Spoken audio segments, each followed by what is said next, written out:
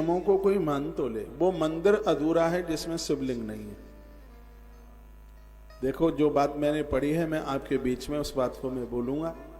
आप जल्दी में कहीं जा रहे हैं और आपके मंदिर में बहुत देवता है और उतनी पूजा के लिए आपके पास टाइम नहीं है, आपके पास समय नहीं है, तो अपने मंदिर में आप एक लोटा जल भगवान नर्मदेश्वर को, जो भी भोलेनाथ शिवलिंग के रूप में हैं विराजित हैं, आप उनके ऊपर एक लोटा जल चढ़ा दीजिए। आपको संपूर्ण देवताओं की पूजा करने का तत्काल फल प्राप्त हो गया है और भगवान को और सब मिलाते हैं।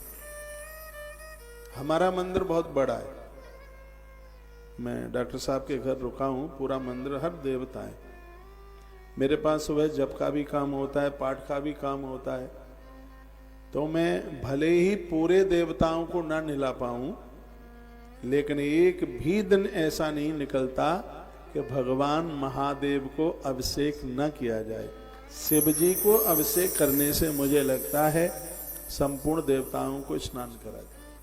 गुरुकुल के बच्चे सुबह मेरे साथ होते हैं, बहुत आनंद आता है। 3-4 घंटा हमारे परिसर में दिया जल रहा होता है, भगवान का अभिषेक हो रहा होता है, सभी देवताओं को महाअभिषेक होता है, बेलपत्री चढ़ाई जाती है, समी पत्र चढ़ाए जाते हैं।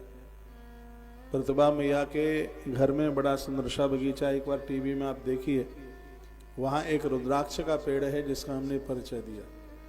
रुद्राक्ष के पत्तियों को घिसकर उसका रस निकालकर थोड़ा कुनकुने पानी में डालकर पत्तों का रस ले लिया जाए, व्यक्ति का ब्लड प्रेशर ऊपर नहीं जाएगा, उसका रक्तचाप नहीं बढ़ेगा, हार्ट जैसी बीमारियों से उसे मुक्ति मिल जाएगी। ऐसा पेड़ आपने लगाया है।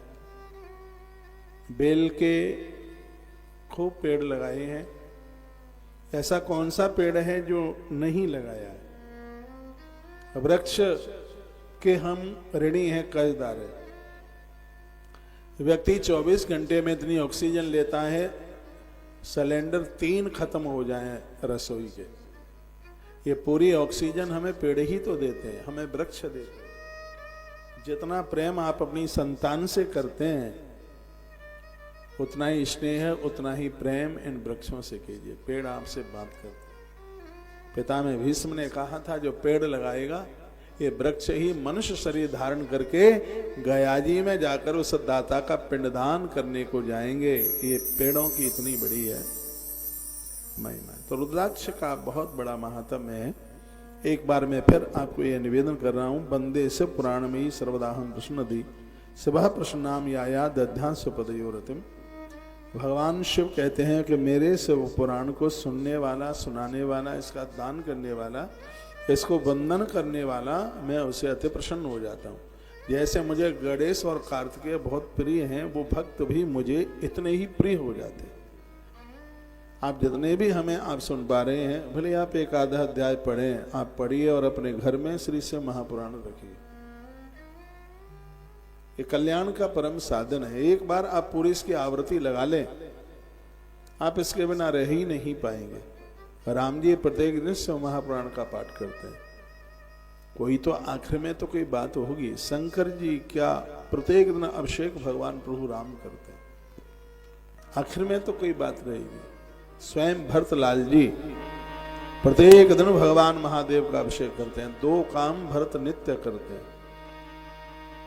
एक है उनका तर्पण, 3 एक ब्राह्मण भोजन और एक महाअभिषेक। ये 3 काम रोज श्री भरत जी के हैं। गोस्वामी जी ने वर्णन किया।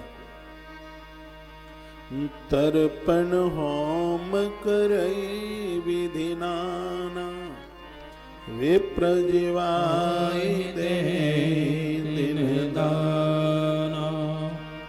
तर्पण होम करहि विधि नाना, विप्र जीवाय दे दिन दाना। तर्पण होम करे विधि नाना, विप्र जीवाय दे दिन दाना। पूर्वजों के लिए तर्पण करना, प्रत्येक दिन यज्ञ करना, महारुद्राभिषेक करना और ब्राह्मणों को भोजन कराना, यह है श्री भरत जी का प्रत्येक दिन का काम है। क्योंकि शंकर जी के बिना भक्ति मिल ही नहीं सकती। ये बिल्कुल पक्का। आप किसी भी देवी देवता के भक्त क्यों नहीं है, कोई भी मंत्र आप जपते हैं, लेकिन जब तक ओम नमः शिवाय का आप जप नहीं करेंगे, कल्याण नहीं है।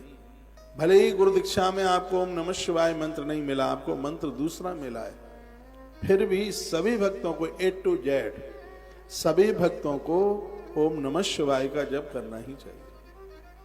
क्योंकि हम किसी भी देवता के भक्त हैं, लेकिन मरने के बाद सबको शमशान घाट जाना है। शमशान घाट पर ना इंद्र मिलेंगे, शमशान घाट पर ना वरुण मिलेंगे, शमशान घाट पर ना नारायण मिलेंगे, राम कृष्ण भी वहां मिलने वाले नहीं है।